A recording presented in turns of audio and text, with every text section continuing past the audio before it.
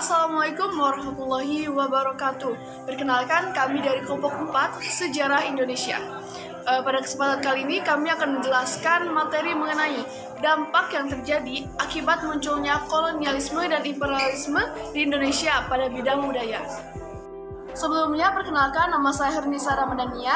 Selanjutnya ada Akila Prameswari Hernisa yang akan menjelaskan poin 1. Lalu ada Ayudhya Hidayat yang akan menjelaskan poin 2. Terus ada Ian Sadayat yang akan menjelaskan poin 3. Kemudian ada Muhammad Zafron yang akan menjelaskan poin 4. Dan ada Naufal Haris yang akan menjelaskan poin 5. Selanjutnya terakhir ada Zahra Salsabila yang akan menjelaskan poin 6.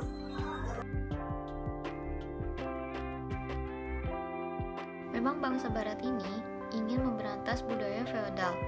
Terbukti, Belanda berhasil menggeser hak-hak istimewa para penguasa pribumi.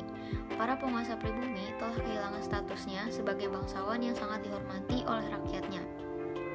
Mereka telah ditempatkan sebagai pegawai pemerintah kolonial, sehingga tidak memiliki hak-hak istimewa kebangsawanannya. Status dan hak-hak istimewanya justru diambil oleh Belanda. Masyarakat Indonesia harus menghormati secara berlebihan kepada penguasa kolonial.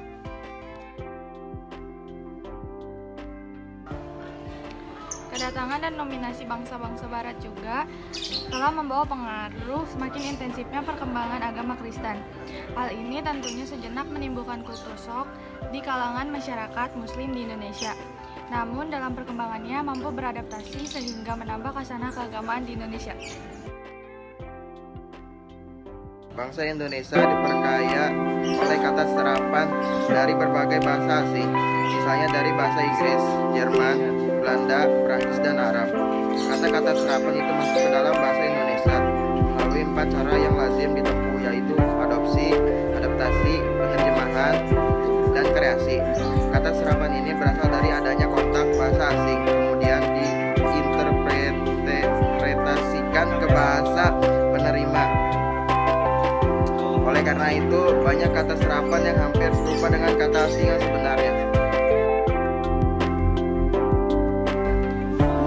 Asal-usul akar keroncong berasal dari sejenis musik Portugis yang dikenal sebagai fado yang diperkenalkan oleh para pelaut dan budak kapal niaga bangsa itu.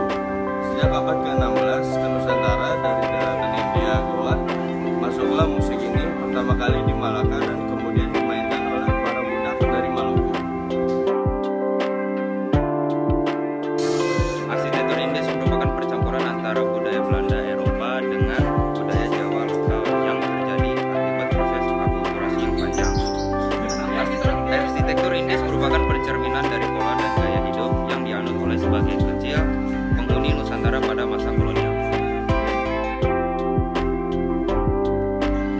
Harus diakui, dengan adanya dominasi orang-orang barat di Indonesia telah menanamkan nilai budaya yang umumnya kurang sesuai dengan nilai budaya bangsa Indonesia. Bahkan, perkembangan budaya barat yang cenderung dipaksakan juga telah menggeser nilai-nilai budaya keindonesiaan. Semangat persatuan, hidup dalam suasana kekerabatan, nilai-nilai gotong royong, nilai-nilai kesantunan, unggah-unggah atau budi pekerti luhur yang dikembangkan di lingkungan keraton yang juga ditiru oleh masyarakat mulai bergeser.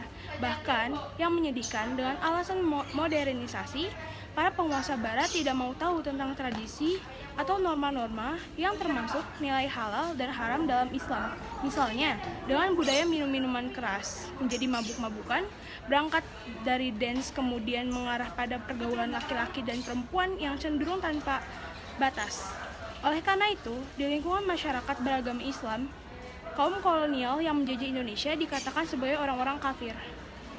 Cukup sekian yang dapat kami sampaikan. Kurang lebihnya mohon maaf. Wassalamualaikum warahmatullahi wabarakatuh.